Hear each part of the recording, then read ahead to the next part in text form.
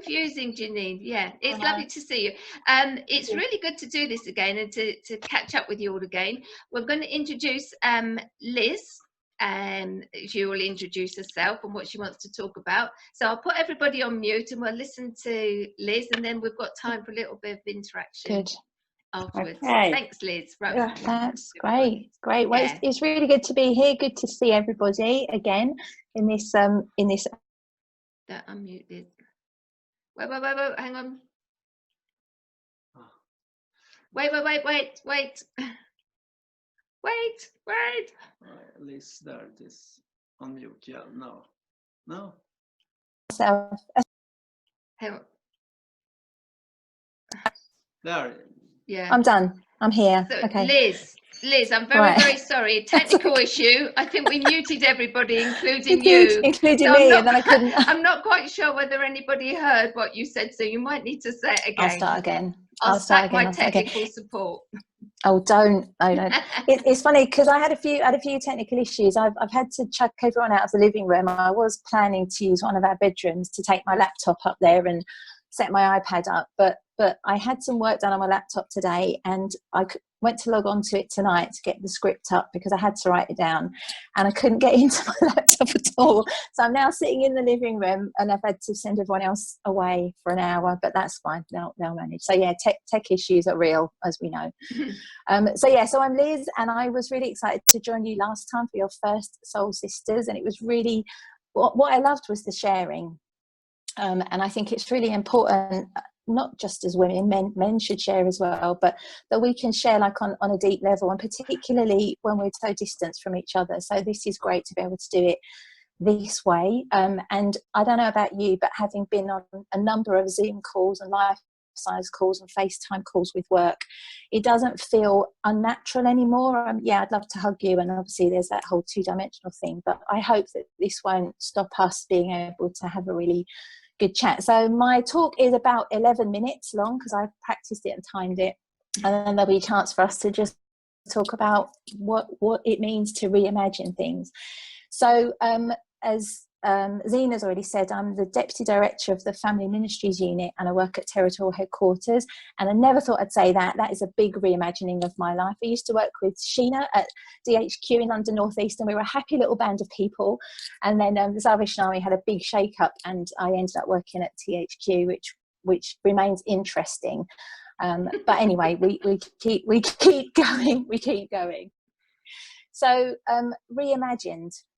I first came across this word towards the end of last year when we received a message from International Headquarters, and Eva was one of those people who sent the message, who spoke last time, to say that the women's ministry team at International Headquarters were reimagining women's ministry for the whole of the global Salvation Army. And I was really excited about that because I was trying to do the same for the United Kingdom and Ireland Territory, but it was really hard and it wasn't going over so well. Because while people like change, they also love tradition, and some people enjoy the frustration of tradition. Do you know what I mean? Like, we don't like to be traditional, but we like to be frustrated by it. It's kind of something that helps us feel safe when we've got something to maybe fight against a bit. So we were really pinning our hopes on what International Headquarters were going to do in this amazing reimagining. And what they did was they came up with a vision statement for women's ministry, and they reimagined the logo of the house on the Bible to a very new and modern look. Now, you may not have seen that because one of my big frustrations is communication and getting these things out to people that might be really interested in it. So what I will do is I'll send Zena the mission statement and the vision statement and the logo so that you can maybe play with it when you next do a Zoom conversation, or think about what some of those things mean to you. But basically they said, here's a new logo, here's a new vision, go and do women's ministry however you want to do it. You know, what does it look like over here? What does it look like over there? What does it look like anywhere? And yes, that's great, that's good, carry on, keep going, keep growing. And it kind of was a releasing thing, really. Now we have some work to do on releasing that vision. But Soul Sisters, you guys are reimagining women's ministry in this way, and that is really great. So I want to encourage you, and I want to thank you for kind of being a great example of what women's ministry could be like. So anyway, I'm going to stop working now. I'm going to talk to you about reimagining. So it's a word that really fires up my own imagination. And I just want to share again the musings that I put onto the Facebook page at the weekend for you to be thinking about while I'm talking for a few minutes. So what does the word reimagining mean to you? What does it say to you? How does the word reimagining make you feel? What does it make you think about? What do you see in your mind's eye when you hear the word reimagining? What does the word reimagining make you want to do? And I want you to really focus on you as who you are, not your job, not your role, not the fact you're a mum or a daughter or a wife or a niece or whatever it is you might label yourself. Just think about you, whoever you are. So last year I suffered a time of real depression and anxiety. It started to reveal itself towards the end of 2018, and I kind of made lots of excuses for myself, and I assumed a lot of things until eventually, after a number of appointments with doctors, I was signed off work on the 20th of March last year. April, May and June were a bit of a blur. Now, does this sound familiar to you this year?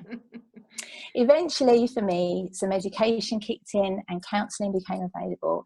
And I recall one afternoon, it was about lunchtime, I kind of woke up and I literally wondered where I was and what I was doing at home on a work day. And I really then wanted to fully engage with all the help that was always available to me, but that I was very, very suspicious of at the time. I was able to begin to work towards feeling much, much better. Am I better? Yes, I am. Do I still have a moment every now and again? Yes, I do. I know that it's always going to be there, but I now know what it feels like. I now know what it is. I can name it. I know what the triggers are. And I know that being kind to myself, which is something that I honestly never imagined I would say because I felt it was a very weak and pathetic response, is actually the strongest and most strategic position I can take. I was really looking forward to comparing last year with this year when on the 17th of March 2020, I was advised to work from home for the foreseeable. I sat in shock on my sofa with my laptop in my lap, gasping in frustration. Almost to the day, a new enforced lockdown began, and all the hopes and the dreams and the holiday plans and the this time last year comparisons and the celebrations of how far I had come seemed to melt.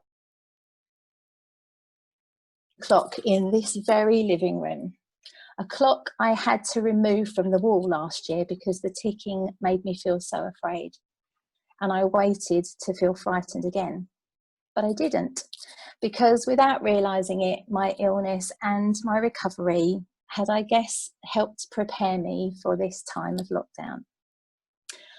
When I was ill, I couldn't even imagine my future. There were some very long nights and some very dark days, and I don't ever want to go back there again.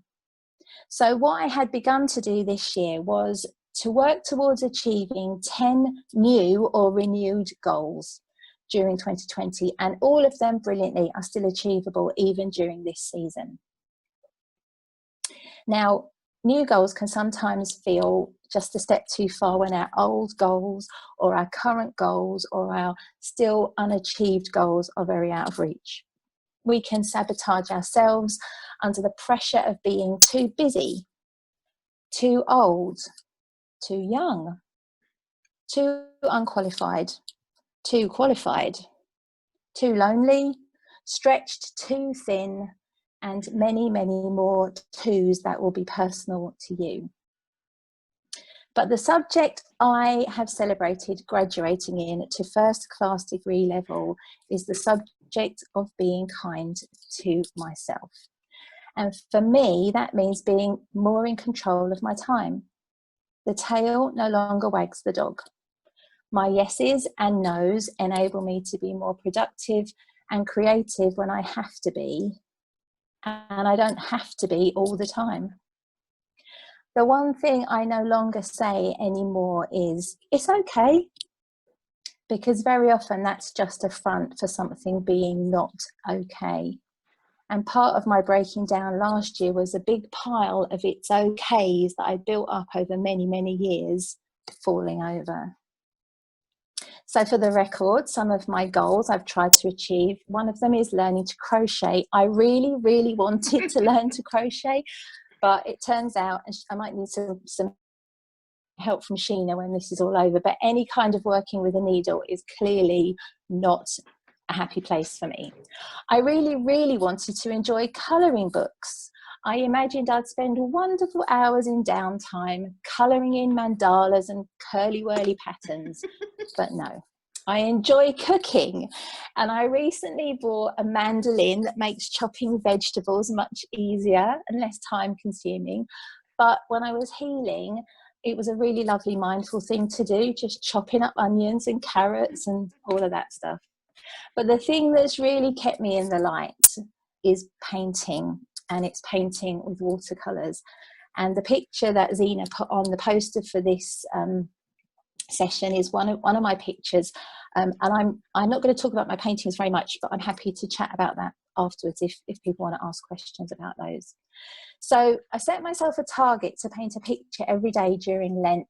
So that was going to be 40 little A5 pictures, which I posted on Facebook. Now I'm so shallow, right? I thrive on feedback, and social media is a proper good fix for me. So as people began to like my stuff, I felt really happy and grew in confidence. I began to ask people what they might like me to paint, and that really pushed me out of my comfort zone. And as my confidence grew, I then wondered if people might like to buy a painting of mine for a donation to the Salvation Army. And lots of people did, which was amazing. And now I'm taking a few actual commissions, and I'm earning some actual money, and some of that is still going to go back to the Salvation Army. We can put so many barriers on our imaginations. What will people think? What if I can't do it? What if I'm not good enough? What if I run out of time? And sometimes our time of life can place constraints on our ability to engage with reimagining things. If we have or have had small children, goodness me, that is a tough time of life. When I was 35, I had a tattoo because I was so fed up of being just mum. I was being ignored because my children took up all my time. I kind of lost myself when they were little. And the biggest thing I could do was have a tattoo. And my dad is still not happy about it. I can remember then when the children had gone to school and I went back to work, the days when it felt like I was working all the time.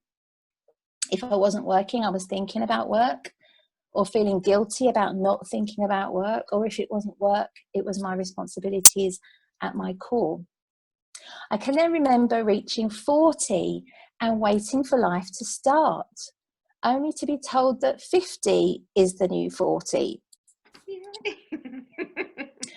I look at friends now taking early retirement and try not to resent that they can do that. But at the same time, I don't feel anywhere ready near to retirement. I'm still not really sure what it is that I actually want to do. I look at my mum and dad who are in their 80s, and I'm blessed to have them both still. And they are great role models for older life, even in lockdown. They're still able to do some amazing and exciting things, and they don't put any boundaries on their imaginations. And I pray that it's like that for me and my husband too. I also remember being given a Bible verse at an Alpha Course away weekend. Oh gosh, many years ago. And I had no idea how much that would inform and shape my vision and imagination in such a really light and manageable way. And as I was writing this earlier today, another Bible verse popped into my head, which I think is really helpful when we think about what it is we have to do, or what we might like to do, or what we could reimagine ourselves doing, or what even God's calling us to do. So I want to share these two Bible verses with you, and then I'm going to remind us of the questions that we might want to think about, and then we'll open the microphones for a conversation. So these are the Bible verses. This was given to me and has become my life verse. It's Isaiah 43, 18 and 19. This is from the New Living Translation. And it says, "But forget all that. It's nothing compared to what I'm going to do. For I'm about to do something new. See, I've already begun. Don't you see it? I will make a pathway in the wilderness. I will create rivers in the dry wasteland." And I'm getting a feeling that that's a word for someone on this screen tonight. So if that's you, this is for you. And then the other verses are from Matthew, from the New Testament, Matthew 11, 28 to 30, and from the Message translation. And I think this is really my testimony. I felt Jesus say this to me, and I hadn't realised how kind of comforting and special and challenging it was until I wrote it down again today. And it's this: are you tired, worn out, burned out on religion? Come to me, says Jesus. Get away with me and you'll recover your life. I'll show you how to take a real rest. Walk with me and work with me. Watch how I do it. Learn the unforced rhythms of grace. I won't lay anything heavy or ill-fitting on you. Keep company with me and you'll learn to live freely and lightly. And I wonder if you can imagine what that might look like for you. So what does reimagining mean to you? What does it say to you? What do you think or feel about it? What do you see in your mind's eye? What does it make you want to do? Let's chat. Yeah, unmute everyone. Thank you, Liz. Thank you. Anybody want to start? It's to form a new idea of something, isn't it? To recreate, like I think Zena recreated Timbrels in Timbrel-tastic. That to me is like a reimagination of something. Yeah, that's really good. That's a really good example. Yeah, I can't think of anything for myself, but that to me was a reimagination of something. Yeah. And maybe as other people chat, you might find something that's just for you. Yeah. Can I say something? I think sometimes it was lovely, thank you. We're so busy in our lives, and I just think sometimes when you hear that second verse especially, reimagining is sometimes we've got to slow down, actually think about what we're being busy doing for long enough to actually reimagine how we could be doing it better, but also how we can nourish our souls more by looking after, so busy looking after other people sometimes than we're to do, isn't it? It is. I agree. Like that whole "be kind to yourself." I used to write it off. You know, people say, "Oh, be kind to yourself," and I'd be, "Oh, for goodness sakes!" Like, you know, there must be more than that. But my experience is actually that there isn't actually. And those verses kind of, you know, while it's kind of Jesus wants to show us how to take a real rest, there's also some real imperatives in there, because he says, "Walk with me, work with me, watch how I do it." So there's a real, it's not a sense of like lie down and do nothing, it's pay attention. And together we can do this thing. But this whole idea of, I won't lay anything heavy or fitting on you. I think that's, really. I'm bursting really cool. to show you something. Don't go away. Oh. You're not going to go and dive in the lake, are you, Zena? Done that before. I know Liz did a same course as me. Did you not do the Creative Christianity course? One of the things on there was making sermon notes and message notes. And one thing I've really enjoyed about doing our services online is that I can sit and doodle and take notes during the sermon, which I've not done before. This is this week's sermon. Wow. Don't know if you can see that, but it's exactly the verses that you've just read. It's exactly the verses you've just read. Gosh, and amazing. I drew this today. I wrote my notes when I listened to the meeting on Sunday, and I've drawn all the things that were in our sermon. And this actually says, my yoke may appear heavy, but it is perfectly fitted to your curves, which is the Burst translation, which I like because my curves are getting bigger every day. Yeah. So, and I put rest in the Lord. My dad can do this. That's what Major said on Sunday. And walk and work with me in rhythms of grace. Do not be derailed by strutting peacocks. So I just can't believe that your words are the same. And I find it really, it might have been a little while ago, I might not have even remembered what our sermon was on Sunday. Not that it's that I hadn't enjoyed it, but by writing and doodling them has made it stick in my head. So as soon as you said the Bible verses, I knew this is what our message was on Sunday. So that's made me go really goosebumpy. Oh, I'm shivering. I am, because that was never in the notes that I hand wrote for this. You know, those verses weren't even in that, and it was literally today. And I was thinking about often when I, you know, and I know like it's not because I had a breakdown that I'm now thinking differently, but I think it does inform. You know, counselling was really, really, really helpful, informing stuff, and just looking at those verses before not being well and not really understanding what the lightness of the burden Jesus lays on us is, but actually, you know, I won't lay anything heavy or fitting on you, and that is my testimony. And you know, I pray for you that it would be yours. You wouldn't have to go through like a dark time to kind of understand that, but just to know. All of that is beautiful, and it wasn't part of the talk until literally I was finishing it off tonight. Neither was this, but it was just right. Yeah. I've never been a very imaginative person, so when you talk about reimagining, I kind of get a bit scared because so when you spoke at the beginning about how we kind of almost hogtied by our traditions and things we do, for me, kind of following something or following somebody or copying something, I'm quite good at. So I can't draw. I'm not artistic to save my life, but I can kind of have a bash at copying stuff. And the kids used to say to me when they were younger, "Oh, you got really good at drawing," but it's only because I was copying something. I don't have the imagination for that. I mean, it's just who I am.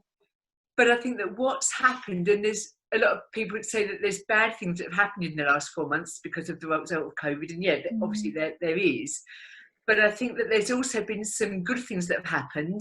And one of the things is that whatever we're doing or whoever we are, whether we work, whether we're retired, whether we go to church, whether we don't, the whole society has made us look at everything differently. And so we've had to reimagine what we do because we've had no other choice. Absolutely. And so for me, I would have carried on going along with my little bubble as I did, you know, for 50 odd years before, because that was my life. And so for me, it's exciting to think of not only what I've learned in the last few months, which is to kind of enjoy things in life that I'd never have dreamed. I mean, I go walking every day, for goodness sake. I mean, you know, a few years ago, but I don't get me 10,000 steps. I feel I failed the day. But but it's kind of seeing things in my locality. I think I might have mentioned this before. In my locality that I'd never seen before. The beauty of nature, of coming close to people that I wouldn't have come close to before because I was too busy. Or because there wasn't the opportunity because I don't know, whatever reason. And so I suppose for me, I don't know, my mind doesn't reimagine in a pictorial way, but yeah, I'm just excited for the things that can happen. You know, at work we've been told that things are going to be very different to what we've ever known before. I don't know what that looks like. I'm not up there with those that do know, but I'm quite excited to think that there are new things happening. And I suppose for me, it's me trying to make sure that I'm positive about whatever those things are. I think sometimes by nature we can kind of be a bit moany and a bit kind of, oh, that will never work kind of thing. And so for me, it's kind of to be open to whatever's out there. Because I can't imagine it, but I'm sure some people can, and I've got that vision to do that. And for me to be open and to be willing to give things a go, because in the last few months it's been okay. Yeah. That's a brave response, isn't it? Because your first thing was, I'm really scared of things, and now you're kind of like stepped out and going, I'm really looking forward to this, you know, whatever it's going to be. And I'm really trying to defy the new normal. I just don't. Whenever anyone says, "Oh, we're looking towards the new normal," I'm thinking, I don't want normal. I didn't like the old normal. So I'm claiming the new possible, and I think that's for you, Elaine. Because everything is possible, and I've even started a bit of a campaign for the new possible. So I invented a little Twitter feed, the campaign for the new possible. So I'll send Zena the link for that if any of you are on Twitter. And every day I'm just putting one thing on there that just is. So today was Yoda. There is no try, just do. You know, like that was so. It's not all religious stuff at all. It's all, you know, it's just things that are going to help people kind of go. I don't really want to go. The new normal just sounds too mundane, but the new possible sounds, and it doesn't sound frightening or terrifying, because you have got control over your new possible. I know for those of us that go to work, there are going to be things that we're going to have to do that will be different and will feel ill-fitting and heavy, but I think you know, this time of enforced kind of trying to find new ways to do things has given us resources that we didn't know we had. So one of the things I saw on Facebook at the very start of lockdown was a family, and they were all the things that the plans for the coming year, the things they were going to do, were going to be squashed because of lockdown.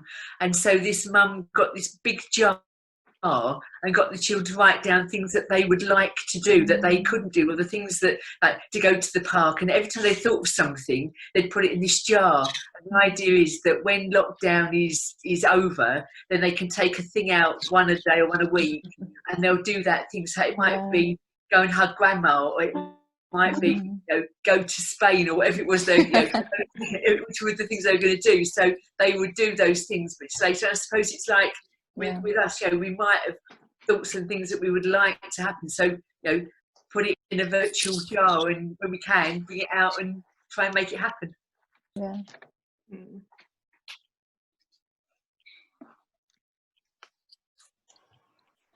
I think for me, it's like when you say reimagine and you sent that information to us, I actually feel really energized by it, in the fact that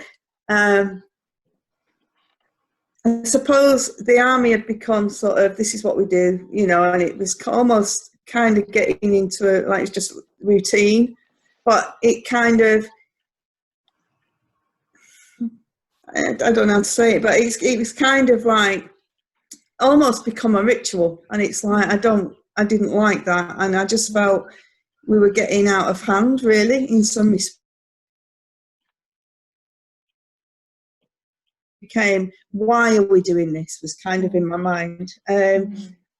So for me, reimagine, it was like, you know, how do we create things differently now? And obviously, because of this pandemic, we've actually been given that chance to actually reimagine, recreate, almost redream things.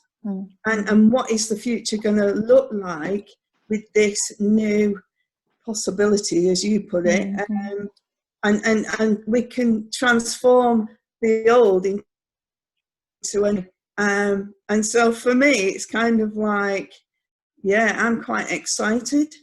And I had a conversation, I had a one-to-one today, and we were talking about this kind of thing, and I said that William Booth, if he was here today, would really relish this that's happening, because as a pioneer, he would want us to be doing new and create things and going out of our buildings, and because that's what he was doing. He did, didn't he? Like he said to Bramwell, he'd seen like people homeless under the arches, and he says, you need to go and do something. And I think it's that, yeah. So I kind of feel that William Booth would be really happy with us. at this point of looking to what the possibilities that are available to us. So yeah, I'm really excited at what could be, and trying to think of what else could we do to not just for salvationists. I mean, obviously we still need to do stuff for those who are already salvationists, but what are we doing for the world, for God's kingdom? And you know, how are we going to reach the lost? Yeah. So I'm getting, my passions are like, get it all on fire, yeah. And I think what's really important is that in this group of women that have met here tonight, and in the extended group of Soul Sisters, because obviously some people can't be here for different reasons, there will be people that will respond in different ways. So Heather's kind of gone, I'm really excited and I want to dream about this new thing, and Elaine's going, well, I can't dream about anything, but I can copy what she's doing. You know, I can get on board with what Heather's doing, or you know, so between us there will be everything we need to do. You know, if we're Christian, believe God wants us to do, but also if it just comes from within ourselves, if we don't have a faith, you know, we're motivated by something, and it might. And what I guess what I hope this lockdown time has also shown us is that there are people in our communities who, like, we've got to know our neighbours. We've lived here for 30 years, but because we've always gone to work, we've not really got to know them. But we're now part of the Romford Massive. Yeah. So we're now part of this WhatsApp group where we get all these, some of them are really rude messages, but also invitations to like street parties and stuff. But just, you know, you'll find people that while you kind of feel a bit nervous about reimagining, or I don't want to do anything else new, I've got enough things going on, that you can jump on board what someone else is doing. And I think that's really exciting. And what I hope is we don't lose that when we begin to re-emerge. And I don't want to say go back to normal, because I don't, but even when we begin to think about what the possibilities are, that we won't feel threatened by the people that are really energized by it, but we'll just go, I'm going to hang on to their coattails and join in their ride because it looks good, whatever it is. I think just looking at the group that's on the television screen in front of me, you know, in normal circumstances, this isn't a group that would always be able to meet together. We have Rosemary there in York, who's been joining us every Sunday morning for the meeting, which was just not possible in the old normal. And you know, if Janine, who's joining us, and you know, Janice, who joins us every week on Zoom for Timbrel-tastic. How lovely that we can speak about deeper things together in the environment. It's very, very special, very special, I think. And this is part of the new possibilities for the future. I'd stop myself before I said the word, but it is a part of the new possibles, and new what we thought might be impossible. And I think it's very refreshing. I never thought I would say that I actually really enjoy a meeting online, although it will never kind of match being with people and seeing people face to face. In terms of spiritual development for myself, it's been an eye-opener for me to be able to sit in my lounge and listen to the message and dissect it on my own in a way that I'm not distracted by anything else. And that's very special, I think, for me.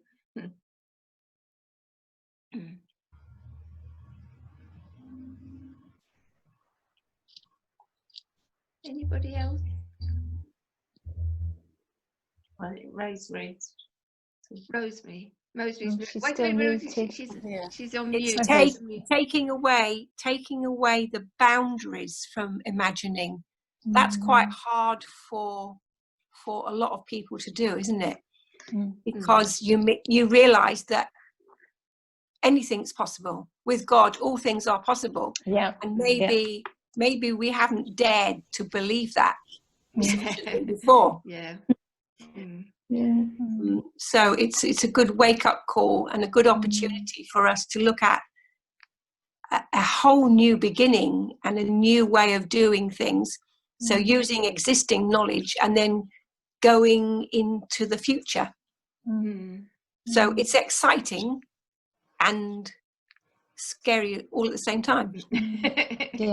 It's that paradox, isn't it? It's the paradox of wanting to, but not wanting to. I don't know if any of you have got Netflix on your TVs, but we're watching a series called AD, Anno Domini. A friend of ours recommended it, and it's from the crucifixion and resurrection, and then to Simon Peter beginning to build the new church. So essentially, it's the book of Acts. And last night we watched Saul's conversion to Paul. And what you would, if you watch it, you will recognize, if you know your Bible well, you'll recognize a lot of the biblical scriptures that are quoted as script. But what's amazing about it is that it fills in all the gaps. So the Bible's quite a sanitized version of the story, but what obviously this television program does is it puts flesh on those bones, and there's a lot of blood, and there's a lot of violence, and there's a lot of intrigue, and a lot of humanity in it. But this whole idea of, you know, this man Saul, who was persecuting Christians and persecuting Jesus, whose life completely changed, and he then had to convince the people that he was working with, who were doing lots of horrible things to Christians, that he'd changed and he'd met Jesus, and seeing him try to argue his point with the same passion that he'd argued for the killing of Christians is quite something. And I'm not saying that lockdown is like that for us. It's not, you know, but that something has happened and is happening to us as a group of women, but also in our communities and in our country, where we're being given an opportunity to kind of look back on things, or look at things differently, like, you know, take the picture and reimagine it, turn it around the other way. What does it look like this way? What does it look like if we turned it upside down? You know, like Zena did with Timbrel-tastic. You know, if I took this timbrel and put it to some Keep Fit music, like, what would that be like? And ta-da, you've got this amazing thing going on. So yeah. So AD, Netflix, recommend. Okay.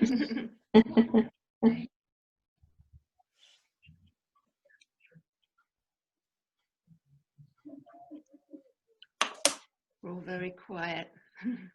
I think we've all got thoughts going through our minds, haven't we? Yeah. When lockdown happened, we did all just have to stop, even though we didn't want to, and it's that enforced stop altogether. Really, it was completely, everyone had to just stop, unless you work for the NHS or, you know, but we Salvation all stopped. Army. Yeah, Salvation Army. Yeah, but you know, working at home, suddenly we weren't seeing people, but it's actually made us stop long enough to actually think about our lives, think about our communities, think about our church, and it's good to be made to do that. I think it's a good thing to do, and as you say, as the other people have said, you know, there's so many possibilities now. It's quite exciting. I think for me as well, when you're not rushing past your neighbours to do the things that we were doing as Salvationists, going to practices and you very much rush past them and rush back in. I'm actually having conversations with them and stopping and actually talking about deep subjects, because we've got the time. So as you say, you get into, because that's been our routine and that's what we've always done, you really have to question why you've always done things. If the result is that you want to engage with people and be part of the community, then sometimes you have to give some of those things up or stop them to actually get the results that you really want, or that you're trying to get, of connecting with people. And this has forced that decision on us, hasn't it? Of reevaluating.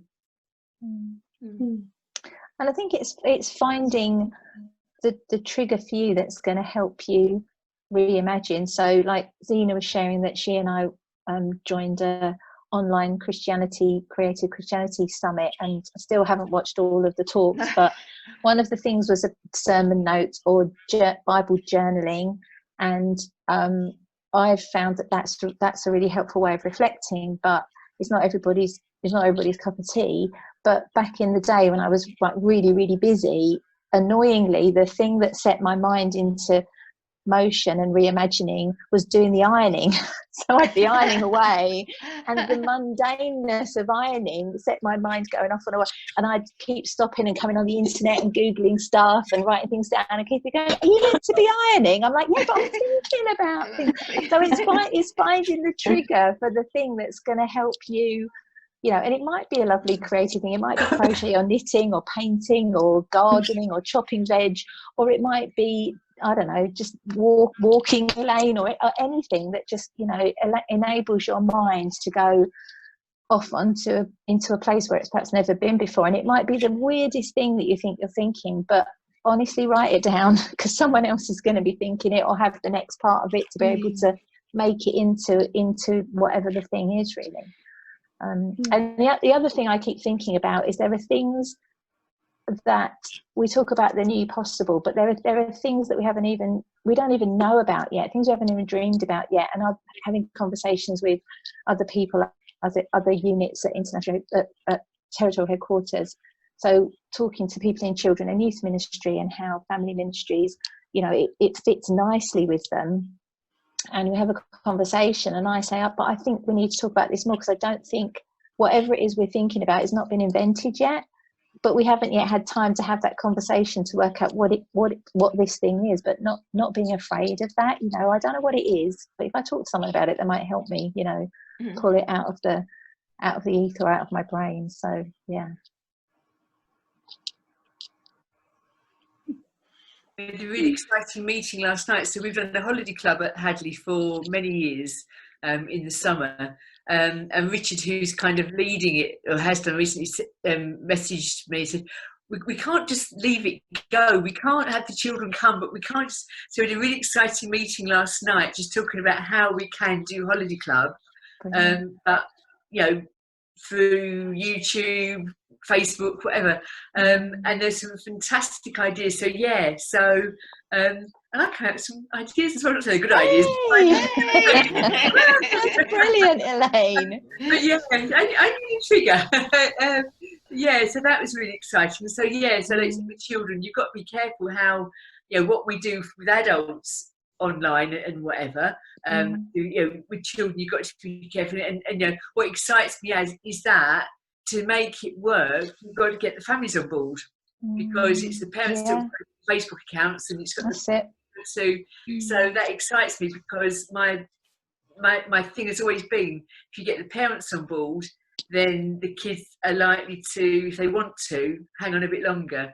If the kids do it because they want to, but the parents aren't on board, then you're not going to be so fortunate. So yeah, really exciting times. Outside of this, let's have a chat. I got loads of ideas. Are you saying about thinking space? So unfortunately, my thinking space is normally around water. So before, I used to swim quite a lot, and because it's solitary, because you can't talk to anybody.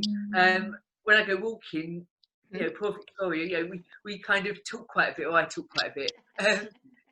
But when you're swimming, you've only got your own thoughts. So it was my prayer, my really concentrated prayer time, but also my kind of ideas.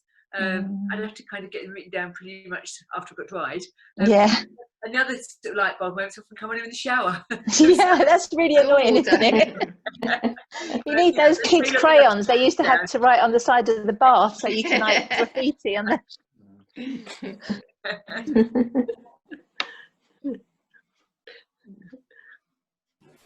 I think another exciting thing for me is at the beginning of the year, I've started walking a lot more and trying to get fit, because I want to do some running, you see, and get fit again.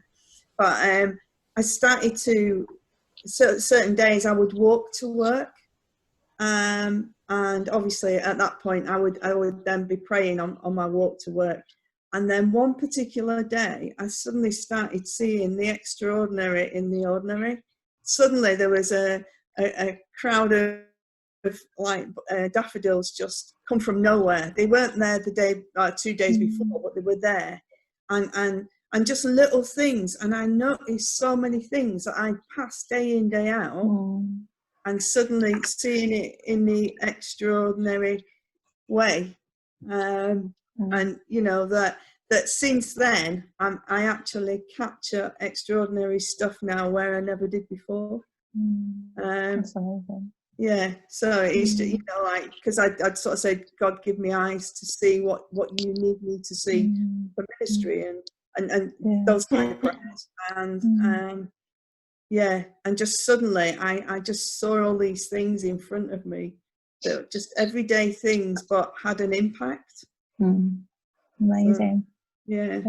And I think we're triggered to find beauty in things. So there will be people sitting tonight here going, well, I'm not creative, I can't paint, I can't draw, I can't write a poem, I haven't got an imagination, but who might find like a spreadsheet really beautiful, or I don't know, a row of potatoes really beautiful, or I don't know, a very tidy garden shed. There's in the sense of order and stuff, there's beauty. So don't think that reimagining is just got to be around, because for me it was about a creative thing. Where you find beauty is where your reimagining can happen, and that can be in numbers, or a database, or I don't know, if you're a butcher, chopping up pigs into meat, I don't know. But whatever your thing is that makes you go like, this is beautiful, is that's where the reimagining happens. So it's not just the arts, it's anything, and the ordinary as well, Heather. Like totally agree with that, that just our ordinary everyday life, and like Romans 12 talks about, take your ordinary everyday life and give it to God as a living sacrifice, and like Heather said, that's when you begin to go, hang on a minute, I didn't notice that before. Whatever it is, it's cool. Yeah, I agree with Heather. I mean, I walk the dog every day, and I go over Hadley Country Park, and usually I'm there on my own, walking along with my own thoughts, and I have like I say, you're on your own, so all these thoughts go through your mind and whatever. But since the lockdown, I feel even more on my own. But I've been noticing more things on my walk, and now on my phone I have got so many photos. I'll stop and I think, oh, that's lovely, and it could be a wild flower, or I'm standing and I'm looking across the creek, and oh, look at the sunset, or the sunrise, not the sunset, or something like that. And now I've got a vast collection of things on my phone, of pretty things that before I would have walked past and not noticed. So yeah, I agree with Heather there.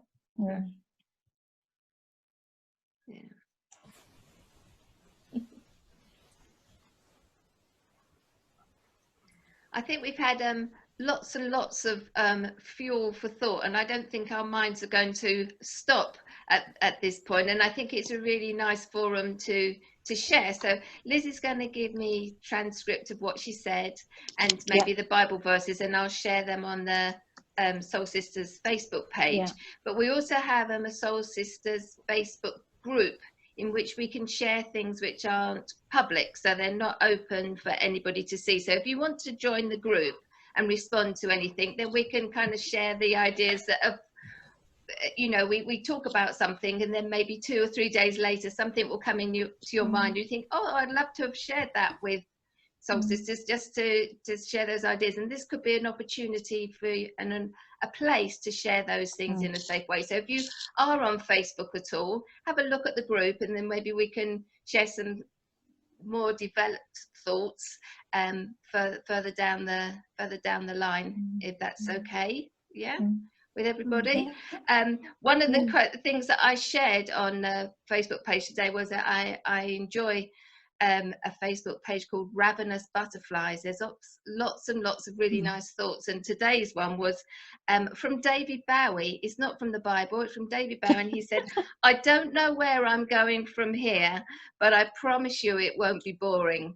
And I think that's what I want for us and our church, and wherever we go next, it won't be boring. I want it to be exciting. I want it to be full of fruitful things that are new ideas that develop things in better ways, different ways, more engaged ways, more inclusive ways. I think we've got the opportunity to do it, and there is a little bit of scariness, but I actually find it really, really exciting as well. So I'd like to thank Liz for joining us and your thoughts, and we'll share them. Does anybody have anything else that they would be very disappointed if they didn't add to the meeting before we stop? No? It's been lovely to see you all. Lovely to join with you in Sweden. I wish you could see what's outside the window here. Most beautiful. Can I turn it around? Yes, yes. Oh, lift up the camera. Yes, they do. Yeah. Oh. No, it's not there. Can you see the lake? It's raining here. Just about. Oh. You need to There. Sorry. So are we going to have a retreat to your place? You can. You can. Sisters Indeed. retreat. Where is it? Oh, is it there?